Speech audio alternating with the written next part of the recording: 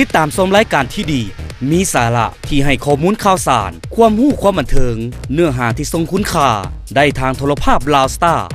ช่องทางการรับชมสามารถรับชมได้ทุกพื้นที่ทั่วประเทศลาวและอีก26ประเทศทั่วโลกด้วยระบบดาวเทียม C band และ KU band สามารถรับชมรายการย้อนหลังได้ทาง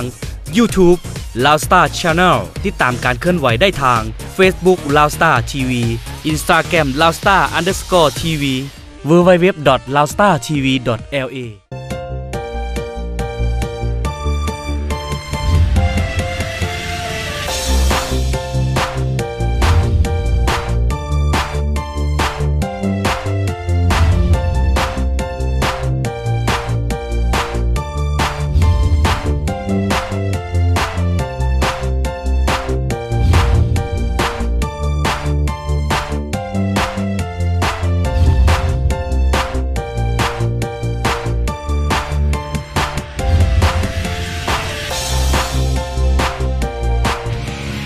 สนับสนุนโดยบริษัทเบียร์ลาวเบียร์ของคนลาวคนจริงใจ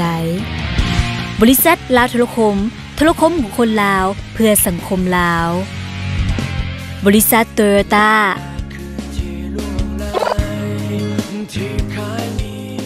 สบายดีขอต้อนรับท่านผู้ชมเข้าสู่รายการเอ็นโซนรายการเอ็นโซนเป็นหลายกว่าข่าวบันเทิงซึ่งวันต้นรายการแบบนี้น้องมาสัมภาษณ์สถานะของหนุ่มคนนี้กันแน่หนุ่มบ๊อบบี้อัศวินเป็นจังไดแน่เรื่องหัวใจตอนนี้โสดอยู่บ่นี่สาวๆหลายๆคนเห็นภาพการเปิดโตคุณหัวใจของหนุ่มบ๊อบบี้อัศวินผ่านทาง Facebook ที่มีการเปลี่ยนสถานะมาเป็นกำลังคบหาเบิ่งใจกันกับสาวบีแฟนสาวนอกวงการแถมงานนี้ข่าวเมายังบอกตืมอีกว่าเป็นแฟนเก่าที่รีเทิร์นกลับมาคบกันอีกครั้งเรื่องนี้ถ้าจะวันเอาใดใช้คำว่าแฟนได้หรือยังเนาะเป็นแนวใดเนาะความห่างในตอนนี้รู้สึกว่าจะเปิดโตให้ได้เห็นกันแล้วก็ตามที่เห็นอะไรกับผู้สิตอบจังไหนล่ะหลายคนก็เห็นกันมีหลายไลน์แล้วก็คนไปคอมเมนต์กับป่านมาถึกเลขคุณเลยวะคบหากันดนหรือยังสำหรับหวานใจคนนี้สำหรับผู้นี้ว่าอันนี้สิว่าไปเปิดเผยแล้วก็ความจริงเลยเนาะสิบ่ปิดบังอย่างอีกแล้วผู้นี้ก็คบมาแล้วรู้จักกันมานี่10 ปีแล้วคบกันมาเคยคบกันมาก่อนประมาณ6 ปีแล้วก็เลิกกันมาโดนเตอร์ผ่านไปปีหลายๆปีผ่านไปสุดท้ายมาก็ยังมาคบกันคือเก่าพบหากันยื้อสายพบหากันยื้อสายโอ้ยตั้งแต่น้อยผู้นั้นมันก็โดดน้ำแล้วตั้งสมัยเฮียนพุ่นแล้วก็หลังจากนั้นก็บินไปฝรั่งต่างคนผู้อีกคนนึงก็บินไปอเมริกาที่นาต่างคนต่างเฮียนอยู่คนละบอนกันเลยว่ามีการแถมมีกระแสข่าวเมายังบอกว่าหวานใจคนนี้เป็นอดีตแฟนเก่าแม่แล้วเป็นอดีตแฟนเก่าก็ตามที่ได้บอกไปได้ว่าเคยคบกันมา6 ปีแล้วตอนนี้พาหวานใจไปพบผู้ใหญ่หรือยังอ๋อยังเถื่อก็ยังคบหากันคืนอยู่ต้องเบิ่งกันก่อนไปก่อนธนากันบ่สามารถที่จะบอกได้ว่าโอ้ยยังบ่ฮอดปานนั้นดอกโอ้ยไปคิดหลายยังความรักเป็นแบบวัยรุ่นอยู่ซั่นซะใช้คำว่าแฟนกับหวานใจคนนี้ได้หรือยังอ๋อเคยใส่มาแล้วจนฮอดปัจจุบันนี้ก็รู้สึกว่าก็ยังได้ใส่คืนอยู่สิว่าง่ายๆซะ Yeah baby listen มื้นตาขึ้นมาแต่ละวันเพื่อตั้งความหวัง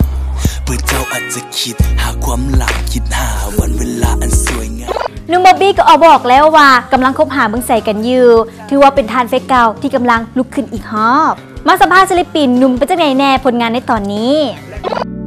มาสัมภาษณ์หนุ่มป้อมสุทธิพรผ่าฟ้องกันต่อเลยเป็นจังใดกันแน่ในระยะนี้คือบ่เห็นโพสต์ภาพคู่ให้ได้เห็นกันเลยมีอย่างบนน้อหนุ่มป้อมและส่วนเรตติ้งของรายการเป็นแล้วเด้มีกระแสตอบรับจังใดได้แล้วสบายดีโซนเจ้าโนโซนนี่ก็รู้สึกว่าเวียงงานเขามาหลายเลยก็เวลาพักผ่อนก็มีหน่อยจนว่าโซมเลยขอบตาเริ่มดำแล้วเจ้ามีเวียกเขามาหลายช่วงนี้เจ้าก็เวียกหลายสิเขาก็พยายามเนาะเดี๋ยวโซมเองก็บ่นอนดึกรายการเรื่องของแอลกอฮอล์ก็คือว่างดเว้นแล้วก็กินอาหารที่เป็นประโยชน์เนาะก็ถือว่าช่วยได้เนาะเกี่ยวกับเรื่องของการที่ว่ารักษาสุขภาพร่างกายเจ้า